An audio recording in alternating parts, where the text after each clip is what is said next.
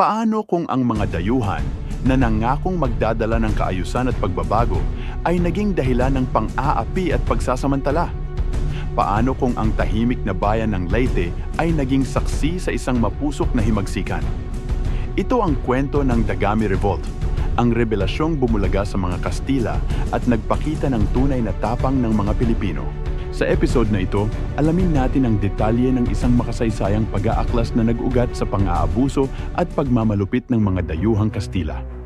Simulan na natin ang kwento ng Dagami Revolt. Noong 1565, dumating ang mga Kastila sa Leyte na may layuning sakupin ang Visayas at gawing bahagi ng kanilang imperyo. Sa una, ipinakita nila ang mabuting pakikitungo sa mga lokal. Ngunit ang totoo, unti-unti nilang sinimulang kontrolin ang kalakalan, lupa at kabuhayan ng mga tao. Dahil sa mga tributo, sa pilitang paggawa at pang-aabuso ng mga Kastila, nagumpisa ang galit ng mga Pilipino. Isa sa mga hindi napigilan ng galit ay si Dagami, isang dato mula sa bayan ng Carigara, Leyte. Siya ang nanguna sa isang planong magpapalaya sa kanilang bayan mula sa pananakop ng Espanya. Sa kabila ng panganib, nagpatawag si Dagami ng lihim na pagpupulong kasama ang iba pang mga lider ng mga kalapit na baryo. Dito nila pinag-usapan ang plano ng pag-aaklas. Ngunit may isang tanong, magtatagumpay kaya sila laban sa makapangyarihang Kastila? Nobyembre 1565.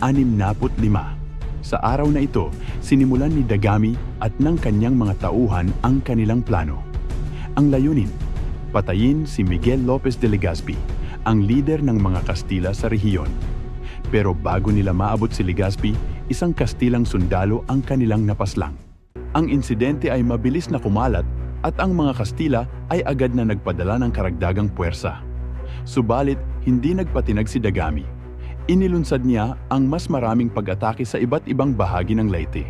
Nagtagumpay ba ang mga Pilipino sa kanilang layunin? Manatili at alamin ang susunod na mga kabanata ng kwento. Kung nagugustuhan niyo ang kwento ng ating kasaysayan, huwag kalimutang mag-like, share at subscribe sa ating channel. At pindutin ang notification bell para hindi niyo ma-miss ang aming mga bagong episodes. Dahil sa paulit-ulit na pag-atake ng mga tauhan ni Dagami, napilitang magbago ng estratehiya ang mga Kastila. Gumamit sila ng mas marahas na pamamaraan upang kontrolin ang mga tao at sugpuin ang himagsikan. Isang araw, nahuli ng mga Kastila ang ilang tauhan ni Dagami. Sa ilalim ng torture, pinilit silang ibunyag ang kinaroroonan ng kanilang lider. Nahuli si Dagami at sinubukan sa hukuman ng mga Kastila. Hinatulan siya ng kamatayan bilang babala sa iba pang mga Pilipino na maaaring mag-aklas.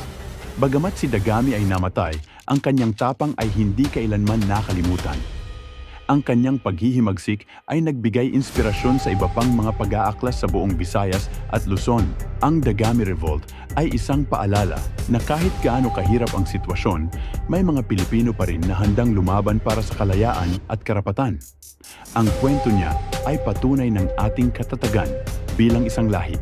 Ang kwento ng Dagami Revolt ay hindi lamang bahagi ng nakaraan, kundi isang inspirasyon sa kasalukuyan. Sa susunod na episode, tatalakayin natin ang iba pang makasaysayang kwento ng tapang at sakripisyo ng ating mga ninuno.